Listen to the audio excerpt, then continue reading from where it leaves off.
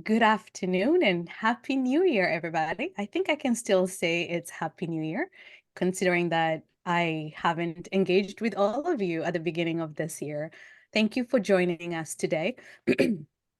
Before we begin, I want to apologize. I have been coughing, I'm sure, like so many people in the country. So I pardon for any coughing that I might do during our presentations today, but I hope to the extent that I can, I'll keep it to a minimum.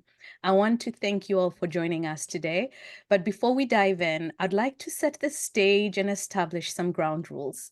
We encourage you to submit your questions throughout our time together. So if you look at the Q&A, it is very different from the chat that's going on right now. So if you would like us to address your questions, please put them in the Q&A section at the very bottom of your screen or wherever it might be on your monitor. We would love to get your questions, and we will ensure that we dedicate enough time to address as many questions as we can.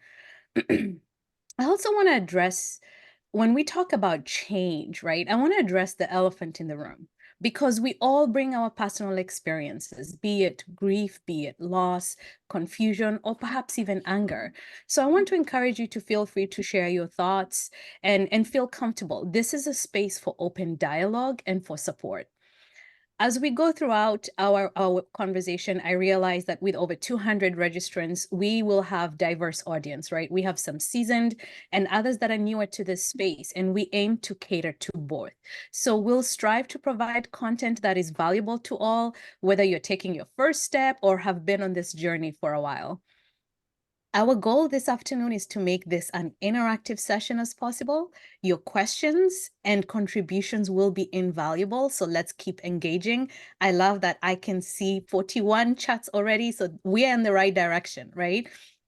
Feel free to really share with others, and let's enhance and amplify that experience.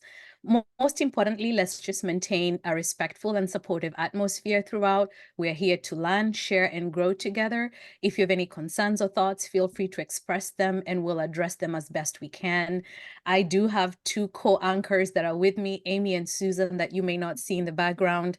Amy will do a fantastic job of moderating the chat and recapping a lot of the nuggets that you'll be hearing today. And Susan is literally the lady that's making everything possible. So I want to thank them, even though you can't see them. They are with us on in this discussion today.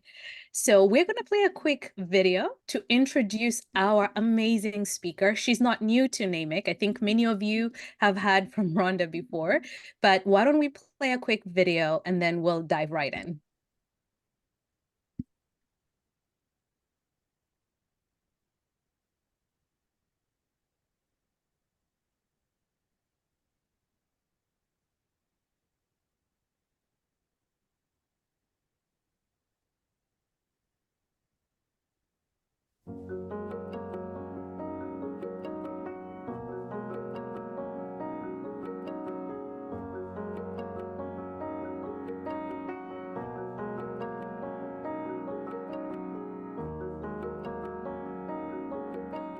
Leadership to me means the ability to influence and empower others.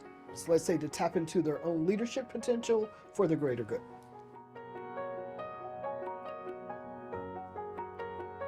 Yale Law School did a lot for me. For one, I was in my late 20s. I had worked for 10 years before I even considered applying to law school. And I did not apply to Yale right away. I was advised to go to law school and I chose UNC Chapel Hill. It was nearby. I was fortunate that I was admitted and got good money, scholarship. And so I went without a lot of forethought, I have to say. I had a good year. I worked very hard.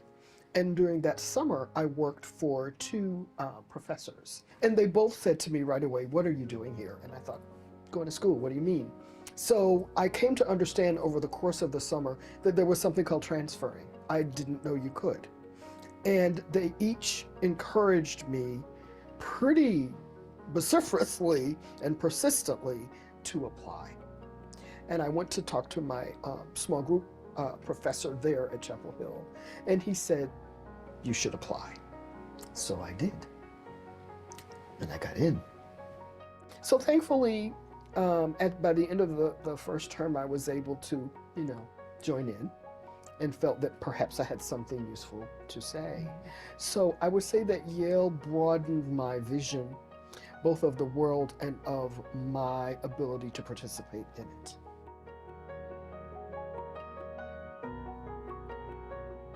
The first thing I learned is sometimes you just have to stand alone in the face of absolute insanity. You just do. You trust your gut, you trust God, you stand. And it's scary, but you have to do it. And then the other thing is you have to know when to reach out for help.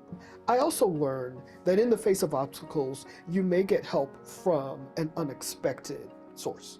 So I would say faith, family, some courage, and collaboration, looking for help and finding help from others.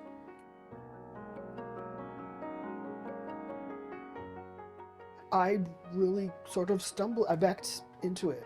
Some people started sending people to me as an executive coach. I'm loving it, loving it, loving it, loving it. Working primarily with women of color who are mid-career, not-for-profit, for-profit partners, whatever, having a ball. And then at the same time, I'm working with institutions, organizations, law firms, law schools like this one, to think about leadership development and how can we grow the next generation of leaders for the world that we are creating, which is a complicated one.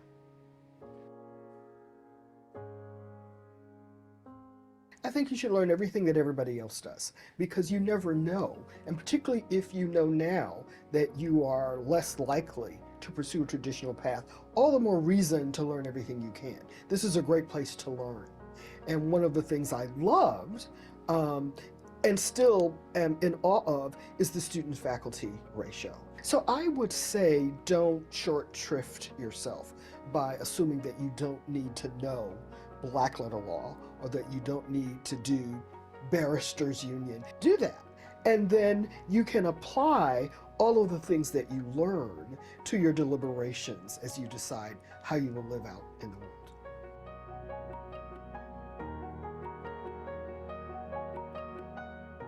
I was president of Balsa. Ran the Street Law Project. I worked on Greenhaven, and then was on the board of the Yale Law School Women's Organization. So yeah, but I think all of those organizations and others as well felt that at that time, unlike now, there was not a lot of practical experience. There were a few clinics. We were all competing for the same slots. I mean, I understand we have to know about law on Mars. I understand that we have to know about philosophy and law and the Japanese. I mean, it's fabulous, the intellectual curiosity and achievements. But in the end, if you're going to be an everyday lawyer, you have to know what a complaint looks like. You have to know how to talk to people. You have to know how to interview witnesses. You have to know how to listen. We weren't taught that. So I've been very excited about the Sci Leadership Program because I feel that those skills, particularly in this chaotic world we're living in now, are even more essential.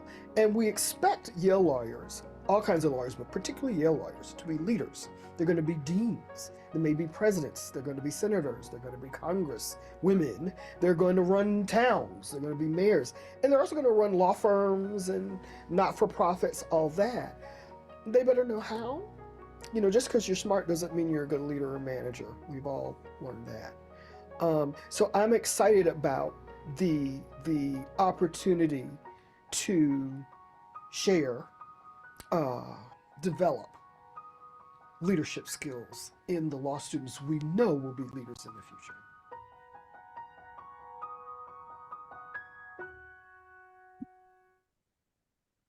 All right. What a fabulous introduction. I wanted you to all see a different way of introducing a speaker, right? Because she just brings a wealth of experience. And this is the person before you today. So she's passionate about what she does. She's passionate about leadership. And I want to humbly share this, that Rhonda has become a friend.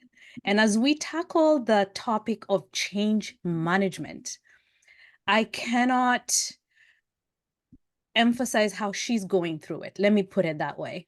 I think the last time we saw Rhonda we were having amazing conversations about empowering people, especially women and in leadership. But the last year has not been very kind to her. So when she speaks about change and the inevitability of change, I wanted to just allow her to share her story before we kick it off, because we talk about the whole person. You cannot leave the whole of you somewhere else and show up differently when things are going on in your life. Rhonda, thank you for making space for us in the midst of what has been unfathomable, quite frankly. But yet here you are.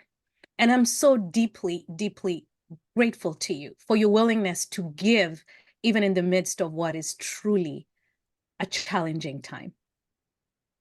Tell Thank us, you. how has Thank it been? you. Well, thank you so much, Anne Marie. Thank you so much, Susan and Amy. And thank you, all of you who've joined us on it's a very cold afternoon in Brooklyn, New York. And I don't know where you are in the world, but wherever you are, I hope you're safe. I hope your year is off to a grand start. I want to thank Anne Marie and the NAMIC team for inviting me to be a part of this scintillating afternoon. We are very eager for you to engage, even though we don't have as much time as we might like. But please pop into the chat, use the Q&A as Anne-Marie has directed. And so I'm not going to take a lot of your time to share my journey. I will just say that, like you, I am human. I have a family. I have friends. I have people that I love. And like you, I've had loss. More than I anticipated. So just in the last 8 months, unfortunately, we lost our daughter, who was my bonus daughter. She was the daughter of my husband, and she's been in my life 25 years. A beautiful woman, scientist, wife, mom, daughter, amazing human being. And I'm just sorry to say that she passed away in April of 2023 after 4 years of a valiant battle against a very virulent cancer. And that was hard enough, that we could see it coming, and we prayed our way through that. And we're grateful for all of the support, including support from the NAMIC team, because I could not take part in some of the events that we had thought about doing together because of my daughter's illness. And then 3 months after that, in July of 2023, my beloved husband had a heart attack and died at home. So, yes, it's been a brutal season of loss for our family. And I'm surrounded by family, by friends. I'm grateful to still have my mom, who's 97, who is stalwart.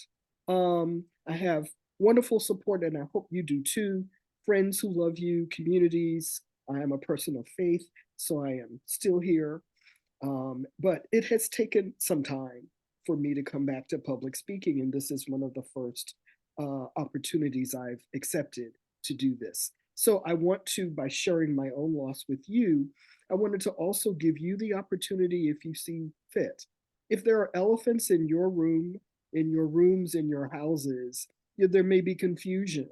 There may be concern about the chaos, the trouble in our world. There may be frustration about the uncertainty in your own jobs or in your own career. You may be just afraid because you're about to launch something new in your life, whether you're an entrepreneur, as I have become in recent years. It may be something in your family that you're facing. But I encourage you, if you wish, and thank you. I see all these wonderful words of support for me. Thank you. And the point of my sharing your story is to say that you too have your own stories, whether you choose to share them here or not. And we know that undergirding your work, your jobs, the outreach you do, the fundraising you do, the leading and managing that you do, we know that underneath that, you're human, and human things and perhaps inhumane things may be happening to you. So thank you for your support. I encourage you, if you have elephants in the room, to drop them into the chat, and we'll take note of them as we work our way through the afternoon. Thank you, Anne Marie. Thank you, Rhonda, and thank you, everybody. You guys are an amazing community. The comments, this is going to be more challenging than I thought, but we'll get through it. Let's talk about embracing change. We're going to kick it off with embracing change. So we all know that change is constant, and God knows in our industry, that seems to be the theme nowadays, right? So change is happening both in our personal and in our professional lives. Rhonda, how do you perceive change? And do you typically embrace it, or is it something that tends to make you comfortable? Ah, what a great question. Thank you so much. The first thing I would say is that change is the only constant. It's the only thing we know for sure is going to happen is that something will change. The weather, the economy, politics, climate, the environment.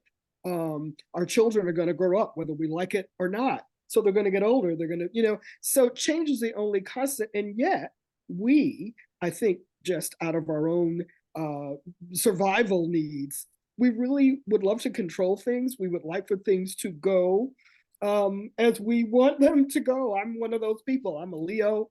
I'm a firstborn of a firstborn of a firstborn. All women, all short, all fast talking, fast walking.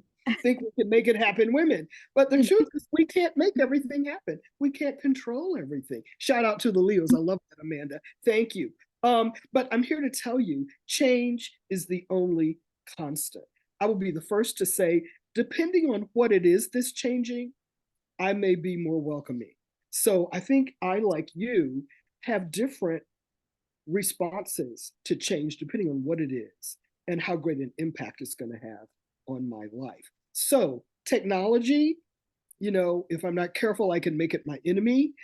Just like my computer right now is doing something odd with the color. I don't know how to make that stop. However, I've learned to reach out to my son, my bonus son, who's 34. He's an amazing lawyer in Houston, but he also is my technology consultant.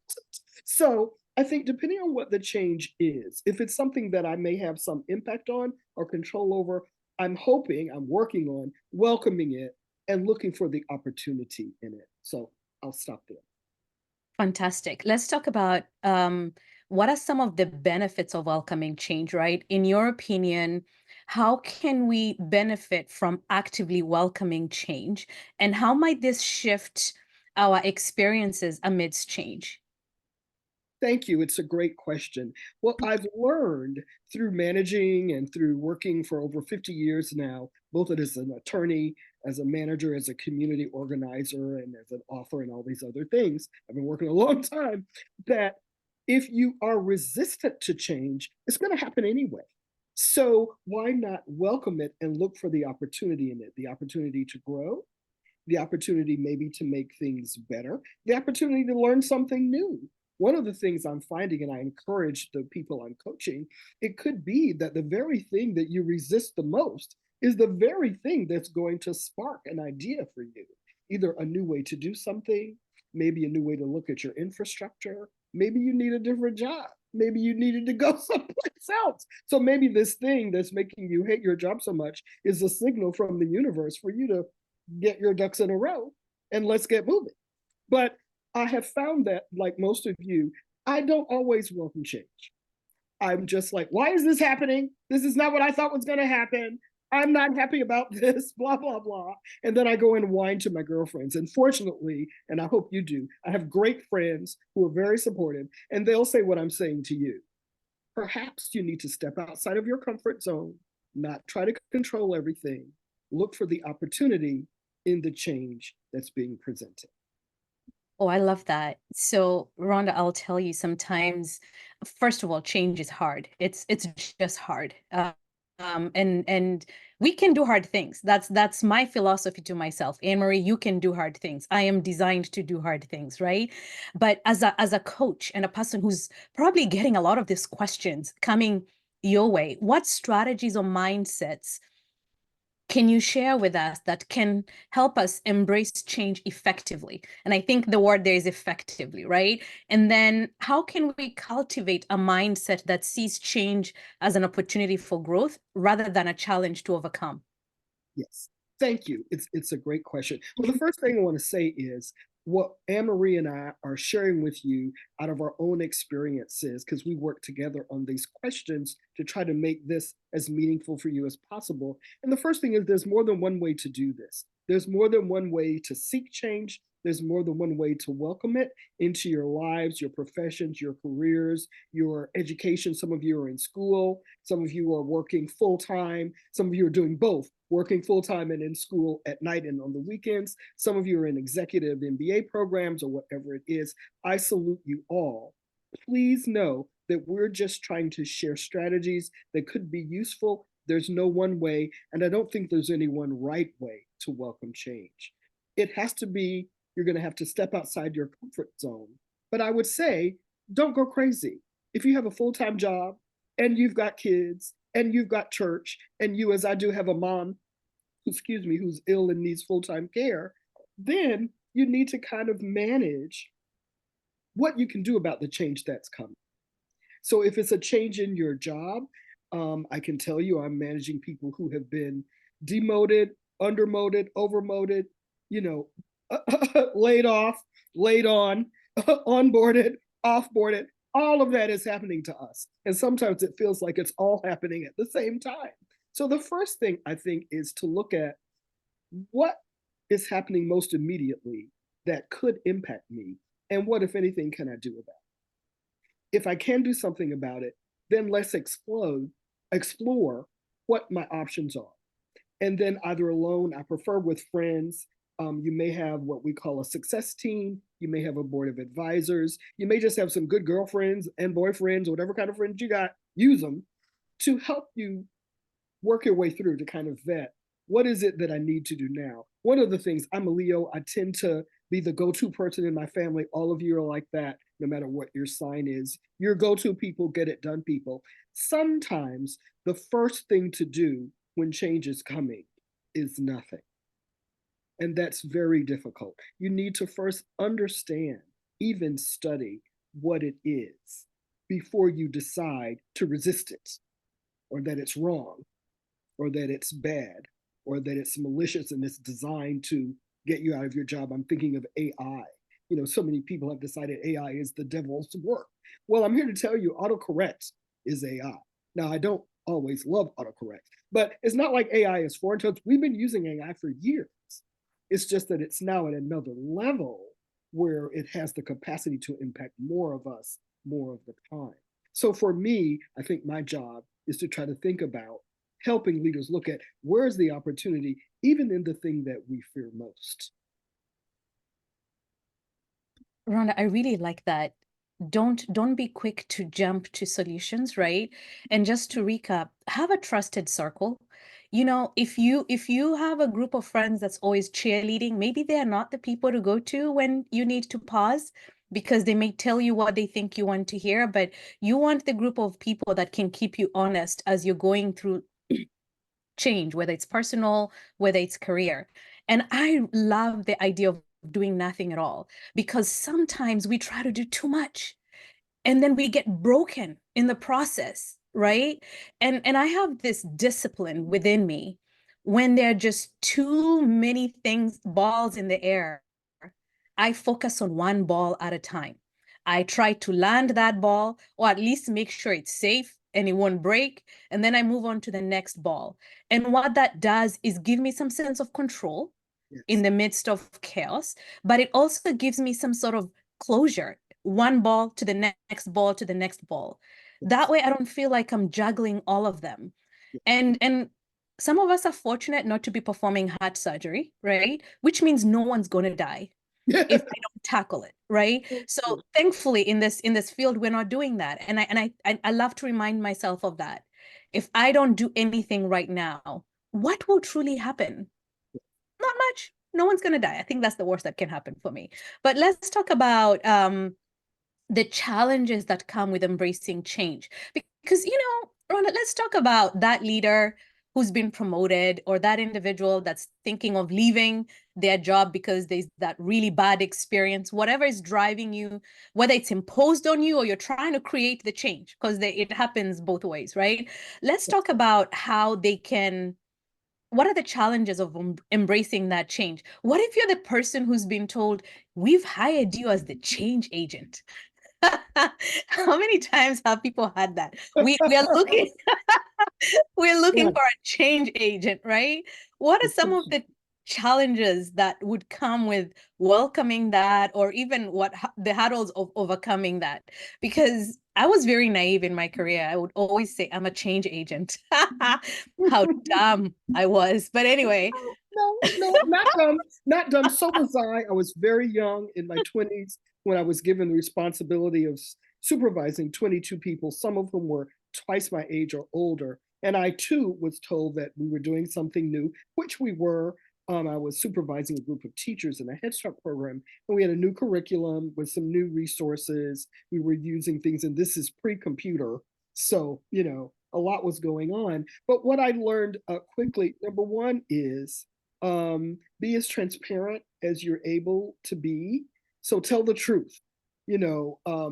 So because I think when you're young and inexperienced as a manager, you tend to want to be seen as on top of the situation, that you know everything. Well, the fact is, it's not possible. It's not possible. It's okay not to know everything. I think there's a way that you can say, I'm excited to be in this venture with you, and here's what we're going to do together. Here's what I now know. And in this moment, with the information that's available to us, here's what I think we can do. And then you can look at short term, you can look at midterm, you can look at long term. But I really worry about the world where things are moving so quickly now. It's really not possible to be on top of everything. Things are changing sort of in the moment. I find that sometimes as I'm making a decision, there's something new that's happening that could impact. So I try to be careful to say, with the information available to me right now, I believe this is the best decision I can make. And then in a team setting, same thing. And then I vet it to the extent I'm able to with others. And then away we go. And sometimes I think it may be important to say at the outset, we may get new information. And as we get new information, we may need to adjust our strategies. And that's okay. It doesn't mean you're a nitwit. It doesn't mean you are, some imposter. I really hate that word. Please don't use that word about yourself. Please. I have people coming to me to say, I want you to coach me because I have imposter syndrome. Nobody has the imposter syndrome. You have just believed some words that either you have said to yourself or that somebody else has said to you or that you read somewhere. It's really a description. What it usually means is inexperience. You've been given a lot of responsibility. Most of the people I talk to are exhausted. So it has a lot to do with your being pushed into positions where you're taking on more responsibility and you may not feel quite ready. That's not being an imposter. That's needing to get more experience. Maybe you need coaching. Maybe you need training. Maybe you need to talk to your peers. Maybe you need to shadow someone. There are all kinds of strategies for developing your own skill portfolio, as well as to helping other people develop theirs. It doesn't mean there's anything wrong with you. It means you may need some help. I love that. So this second segment is going to be on leadership, and I think you just touched on it. So it's a perfect segue in terms of the need for leaders to be transparent, right, about the inevitability of change, both their own discomfort and the discomfort that is happening within an organization. And a lot of times you'll find that depending on your leadership philosophy, you have to be in charge, whatever in charge means to that leader, right? But in charge, as you rightly say, does not typically mean that you have all the answers, which is precisely why you have a team. So let's talk about transparency in leadership. How important do you think, excuse me, transparency is when leaders are addressing the inevitability of change, especially regarding their own comfort level with it, right? And then how does this transparency impact their team? Thank you. It's a great question. And I want to be careful. I'm not stupid. Sometimes you may not be able to say, well, I'm not really sure what we should do right now, because it may not translate well, depending on where you are and what kind of workplace you're in. So if you're a pilot, you're not going to say to the people on the plane, well, I'm not really sure what I should be doing right now. No, you're going to talk to the people immediately with you and say, get me this information, get me that information. You're going to talk to the ground crew. You're going to talk, you know what I'm saying? So use common sense. Come on, people. Use common sense. Do what your mama told you, what your auntie told you, depending on the circumstances. You then can decide. Maybe there's one person, whether it's your mentor, whether it's your girlfriend, maybe it's your spouse if you have a partner, but someone that you trust who loves you and supports you and respects your ability. I think then you can be transparent about your uncertainty about the right course to take. I sit on some boards and I'm vice chair of a board, and actually had a meeting this morning with the executive team, and we had to make a very difficult decision. And we each listened to each of the others, and then we plotted a course for moving forward. And one of the first things we said is, we need more information because none of us are experts about this subject. So we gave a sort of an informed opinion to a point, and then we delegated one of us to go get additional information. Then we're going to meet again in the next couple of days and then move the decision forward. So it may be that you can do things incrementally as opposed to feeling like you have to have the grand scheme all figured out right now today. I tend to do that. I tend to overthink, and I tend to kind of over decide that the goal should be, this big, and maybe we need to start here and then work our way out. So I'd still think, to get back to transparency, I don't think it's a crime to say to your team, we've got new information. I'm going to bring in an expert. I'm going to have the expert speak to the entire team. I'm going to ask you to then give your opinion. And then ultimately the buck stops here. I will have to make the ultimate decision, but I'll do my best to either do it via consensus, or if I'm able to do that and have to just make a hard cut, I'll make a hard cut and take responsibility for that, with the understanding that as we learn more about this, whatever it is, new process, new system, new technology, new structure, we've been taken over. So they're new bosses. The board wants this. Congress wants that. It doesn't matter whether it's a little change or a big change. We need to know as much as we can about it before we make those decisions that are going to impact us and our employees. I like that. We have two questions, and I want to keep the questions coming. I'm about to get to them. We're just going to kind of finish this segment here, and then I'm going to jump into your questions. They are related, but I want to acknowledge that I see them. So I want to talk about balancing transparency and positivity, because sometimes those two can be conflated, right? So while being transparent, right, about change, how can a leader maintain a balance between acknowledging challenges and fostering a positive outlook to encourage their team? And thank you. And I think this is where I am not a great sports person. I don't know that much. I grew up with people who love sports and participate in them. I'm a musician, I'm an artist, so I know more about that. But in both of those fields, there are challenges, and you have to find a way to both do what you need to do, which is perform or get the ball through the hoop or get it on the goalpost, while facing the challenges. And then the other piece that we don't talk about as much is, how do I keep the joy? Like, maybe I love my job, I've always loved it, and then now I'm beginning not to like it because of the changes here. So I'm going to say, is there a way to find the opportunity in the challenge, but hold on to your joy?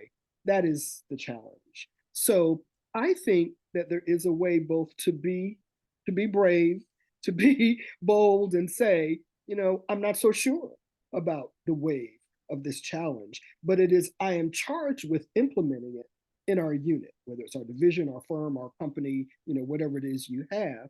And I want you to know that I'd love to hear from you. You may have some ideas now that we know what's before us that will help us all get through this a little bit more easily. Maybe you've experienced it somewhere else. Maybe there's something we can all look at together, a film, or maybe we can invite a speaker in to say, here is an idea or a strategy you can use so that you don't feel like your earth, your whole foundation has been shaken to the ground. Yes, it's a change, and maybe it's a big one, but it's not the end of your life. As Anne-Marie was saying, your world will go on. The sun will come up tomorrow. And I think that I tend to overthink, and I think some of you may do that as well.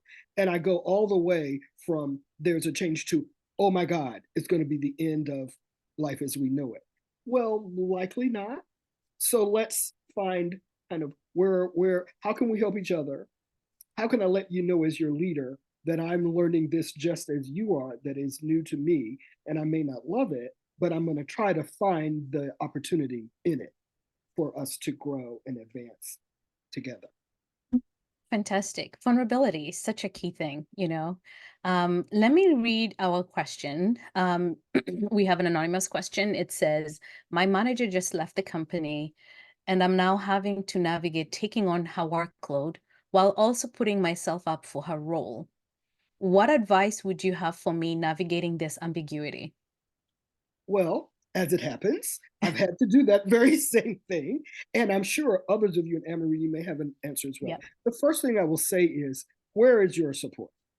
The first thing I want to know is, do you have a peer group? Do you have somebody you can talk to? I mean, yes, I'm a coach, but I'm not saying that would be wonderful, but you may not be able to do that. I am hoping that even in your company or in your place of work, there's at least one person you can talk to about the reality of, number one, you're taking on more work. You may or may not have any help. You may have to do your own job plus pieces, or if not all, of the missing person's job. And then you're also putting your name in the hat to be considered for that role. That's a lot to be doing. And congratulations to you for being willing to take it on. I think that it will not hurt to have someone to be a sounding board for you so you can figure out, number one, what is it that I need to make sure they know about me, to make sure they know I'm a good candidate for the role. And then number two, and maybe number two should be number one, are there resources that have not been identified that can help me manage the ambiguity of, both doing my job and doing this other person's job that's not there? And then please understand, I've been in a position where you do all of this and they still bring somebody else in to do that job, or there may be other candidates. So just because you're doing the job does not mean you'll get that other job that you're in. So I hope you will, if that's what you want. What I think you need now is support and information. I wholeheartedly agree with that response. I'm glad that you touched on the idea that sometimes working in the role does not guarantee that you're going to get it, and that can come with a lot of disappointment. So prior to stepping in that role, I think there were a lot of questions that should have been addressed, right? Because you're going to be measured on the role you are hired to do, not so much the role you're filling in, right? Unless there's been some agreement about what the benchmark and the measures of success are, because you're kind of in your interviewing in the job, which is can be a very awkward situation, right? Become a self-advocate, as Rhonda just said. Get help, really get help, right? A lot of times we try to prove that we can take on more, and then we are wounded in the process. Not so much broken, but wounded. So what does it say to me if you can do two jobs and you've been doing one job for the last 5 years? That's right. That's right. Just think about that, right? And so it's great to raise your hand. I think we're all reading books like Lean Forward, Lean In, right? But you've got to think what that lean in is strategically. So if you have a mentor, if you have somebody that can advise you, this would be a very good place for you to lean in and be truthful about what you can really handle, right? So are you getting help to do the new job you're interviewing for? Are you getting help to make sure that you still meet the goals of the job you're going to be evaluated on, right? Because you still have a full-time job. So think through it. Congratulations on leaning in and saying I'm available and I want to be promoted. At the same time, be very clear about what these benchmarks of success look like and what you're negotiating. Are you doing two jobs and still getting compensated for one? Not sure. So this question was really ambiguous, but this is kind of like the best we can share right now, given that we don't know much about the situation, but good job. The other question I have is, I can only imagine, more of a comment question. I can only imagine what this time has been for you. Condolences, Rhonda. People say that through major changes, you grow yourself. Can you share something you've learned about yourself during this time, and what pushes you to keep going? Well, thank you for that kind remark. Yes, I think that there is opportunity for growth through grief, through loss for all of us. And I'm very much in the throes of that now. So I would say to you, I am loved. I'm a loved lady. So I'm fortunate. I have friends of 50 years or more who were here for my husband's service and with me for my daughter's service as well, who check on me every other day. So when I'm asking you who's there for you, I am a witness that there are people who are here for me.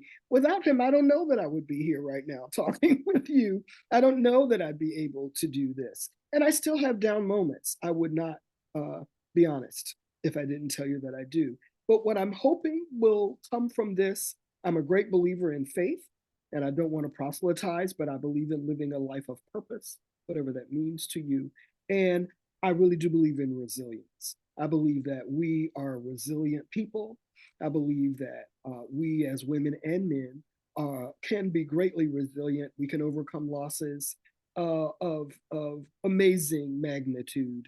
I don't know that I have overcome them. I feel like I'm in the midst of them right now, but I thank you for your comment. And what I would say is, as Anne Marie said, is look for support. And I hope you're looking in the chat. There are all kinds of wonderful resources being listed. And I do think NAMIC's mentoring program is something we should highlight because many of you, I believe, are NAMIC members or you're somehow associated with the organization, which is a great one. And yes, I'm an author of books about leadership. And yes, there are all kinds of things out there in the world, but just start with step one. Who is in your life who loves you and whom you can trust to say, you know, I'm about to put my hat in the ring for this job or for this opportunity. And I think I need to know a little more information. And then also, do you think I can do it? And what advice would you have for me? Oh, I love that. Thank you. So we have about 14 minutes to go. I really felt like this webinar could have been 90 minutes and we would still not be done. And Yes. so, Rhonda, I'm about to truncate the next two sections just so that we can allow the group to glean from your wisdom. The next section, we had a lot of questions on flexibility in management style. And I just want to ask this one question, but allow you to expound on it in a way that captures flexibility in general. So the question I want to ask has to do with the intersection of authenticity and emotional intelligence. Right? Is it possible to maintain authenticity and emotional intelligence while adapting one's management style to different situations or information, right? How might this balance be achieved? Well, thank you. And I'm going to add to that because I saw a question in the chat about working for a boss that you may not trust. So I think it all goes together. The first is authenticity, which is really just about being who you really are. First of all, you have to have your own personal foundation. You have to know who you are before you can be who you are. And a lot of us are still learning that. And I think it's a lifelong lesson, if you will. And you do grow, hopefully, in grace as you experience more of life. But I think to be an authentic leader, you have to have courage. You have to be willing to be who you are, even when people might want you to look a certain way or be a certain way. And you know what I mean there. So I think that the great gift of emotional intelligence is compassion and listening. I talk a lot. I come from people who talk 100 miles a minute. And I grew up in a family that we're all very smart, we're all very competitive. And I'm here to tell you, we will fill in any gap with talk. So, what I learned to do was wait to speak or listen for the opportunity to speak. That's not the same as effective listening. So, I think one of the key components of emotional intelligence, in addition to compassion and empathy, is listening well and listening effectively, and I think listening with genuine interest. Because if you're just half-ass listening, you're not listening, and the person will know, and you lose that opportunity to build that bond of trust. So I think that in order to be an effective leader, you need to look for the opportunity to be yourself, and you need to look for a way to listen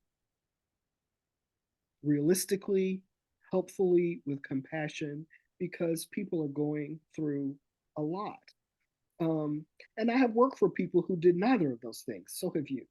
I've worked with people who were not authentic, were not even honest about who they were or about who they thought I was. And I've learned, and I would have to say, I don't know if she's online, my co-author, Marsha. I've written books with Elaine Merrill Brown and Marsha Haygood, and we're writing another one, so be on the lookout. But I truly learned from Marsha, who said she worked for someone for years. She was in a very powerful position, and the person didn't like her. She just went right on doing this really difficult job in an extremely efficient way. And I think he grew to respect her. I don't know that they ever got to be buddies. So I found that I learned from her. And I was able to come through some very difficult situations by saying, even though that person is not the manager that I wish he or she could be, I can be for myself the person that I wish they were. So I hope I'm saying that well. Sometimes you have to be the person that you need in the workplace.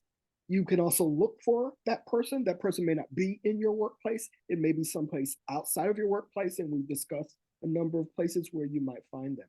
But I think authenticity, being who you are, being courageous, standing on your own foundation, knowing who you are. And I went through years of therapy. I have no shame in that, to kind of get straight on who I was. And then being compassionate with folks, listening well, listening for real, offering support, offering skill development, offering training. And then if someone doesn't like you, don't take it personally. It may have more to do with them than with you. I integrated my high school when I was 13 with a sheriff with a gun with two other little black girls. We're still friends now, 50 years later. And what I learned is, they're lost. How could they hate me? They don't know me. I think I'm kind of fun. So, they're missing the opportunity to know a really great person. So I think it's different in the workplace where you have to, be with them every day, although I was in school with these crazy people. Some of them crossed the line. We did become friends. A lot of them did not. But I figured their loss, not mine. So I think if you can separate some of your personal worth, don't let that manager's dislike of you affect your idea of your worthiness to be in the workplace. Now, we could talk, and I'm sorry we don't have more time, but we could talk more about if you're under pressure to do things that you feel you shouldn't do, or if you're being bullied. That's different. We go at it differently, and we may work to get you out, and we may also file a legal complaint. So there are steps that you can take. But often it's something that's less than that. It's a little bit more subtle. It's what we call microaggressions, where people kind of go, nyeh, nyeh, nyeh, and get on your nerves, sometimes just to get a reaction, and sometimes because they're just stupid. What can I tell you? There are a lot of people who are just, you kind of wonder, how did they get to be in that role? But don't let that get in your way. Oh my goodness. So I'm going to try and promise that we're going to do a whole webinar on decision making under pressure, because if we even touch that segment, we will not do it justice. So to our audience, that was going to be kind of the concluding part of this discussion. And I do not want to shortchange that, because it is extremely important for you to know the tools and resources you have when navigating decisions under pressure. So we will circle back as a promise to pick this up and come back and do it justice for all of us, right? I see a comment, a question that says, you are the true meaning of being resilient. How do you keep this going? Oh my gosh, Rhonda, as I'm reading this, I'm gonna have a moment of honesty here.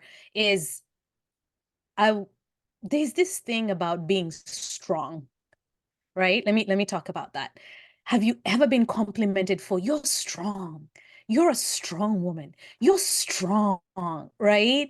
And yet, I don't know, as I've gotten older, I want to run away from being told I'm strong, because people think strong people don't break, or strong people don't need. So I don't know, I just have this visceral reaction nowadays to being strong. I don't want to be strong, right? But this comment here is about, you are the epitome of resilience. And how do you keep going? Because when I saw it, I was like, oh, she's strong. But I'm like, no, it's resilience and adaptability. So can you talk about that? Well, thank you, and thank you, whoever said that. I'm most humbly grateful. I'm here, as I've tried to share with you, I'm not strong all the time. I learned, particularly because of my high school integration experience, to be very stoic. So I would say that I don't weep in public. I just don't know how to do that. So because I don't know how to do that, people assume that I'm fine all the time because I present as fine. Sometimes I'm not fine. And as you've seen with all that's going on, we've lost some beautiful people, really brilliant people, if you see what's happening in the press. So I will tell you, I have friends who know that no matter how my face looks, they need to check on me.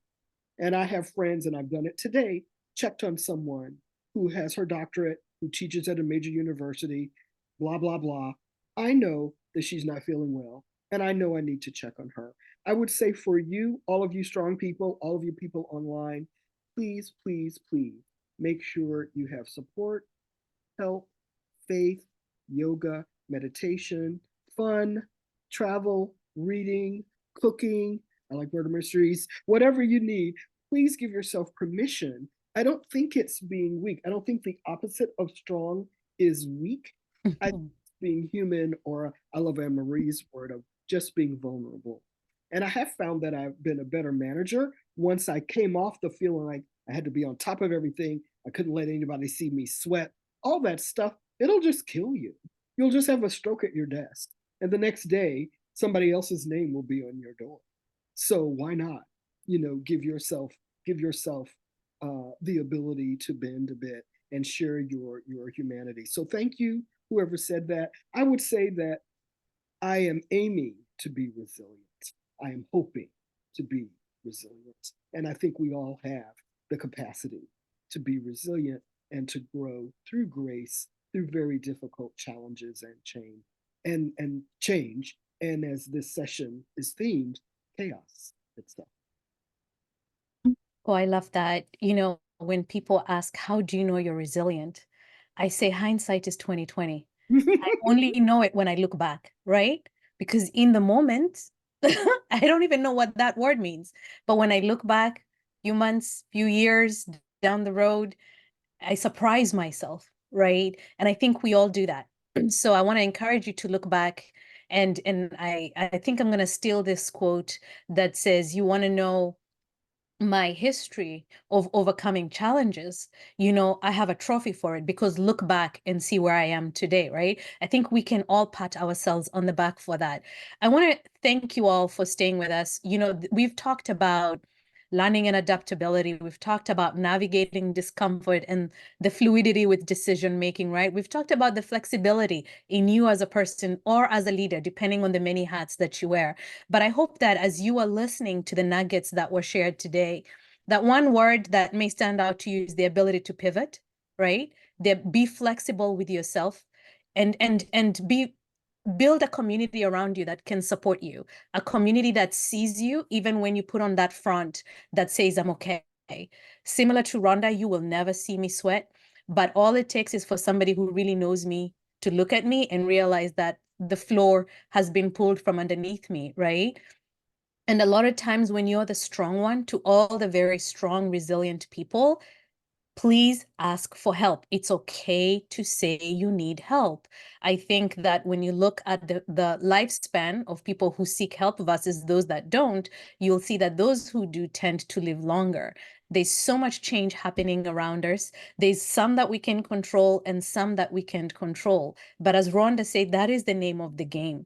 I think the attitude we have in adapting to change, sometimes fake it until you make it. I've had that, like lean into it, see the opportunities, and maybe pivot, because pivot is that flexibility that you need, right? And so, Rhonda, I'm going to give you the opportunity to give us closing remarks as you recap this great conversation we've had. Well, thank you, thank you, thank you. It's been so wonderful to be with you. God bless you and keep you as we come through and launch, another year of exciting, interesting, challenging, sort of unknowable experiences. So I really would say that start with you, start with your own gut. If it feels good, work with that, build upon that. Start with what you've learned, what I call your personal foundation: common sense, compassion, experience, support, communication. And I really would say, please give yourself grace in the way that you're giving others grace. I imagine many of you are leaders or aspiring leaders. Um, and I imagine you're really very supportive of your team, the people that you're managing. You may not be as supportive of yourself, especially now we're coming into challenging, changes in our economy, changes in the law. This is a year when politics is going to loom large. So I would say give yourself grace as you do all that you must do. And I wish you well. Thank you so much, Rhonda. Thank you all for joining us today. This has been a great conversation. Oh my goodness, your comments, your chats, you guys were truly engaged. We endeavor to continue to share and to empower all of us. You too have a story. We would love to hear your story. To anyone who's really looking at resources, I know Amy did put them in the chat, but I want to tell you that the NAMIC Leadership Seminar is really about discovering who you are. And before you can lead others, you've got to know yourself, right? So take a look at that program, and a lot of times you'll be amazed at what you'll discover about yourself. There's what you tell yourself, and then there's what others see in you, right? And one thing I'm going to tell you is we communicate over 96% with our bodies, more than we do with our lips, our voice, our mouth, right? And so when you're listening, as Rhonda said, pay attention to the whole person, because their body could be telling you something that their lips are not telling you. Thank you for kicking off the year with NAMIC. We value and appreciate your time. This has been a great hour. We promise to be back. We have another webinar coming up in February. Watch for that. We will have quite a dynamic group of leaders that will be speaking to each of you every month. Register. We would love to continue this conversation, and have a great rest of the year. Thank you for trusting us, and we'll see you soon.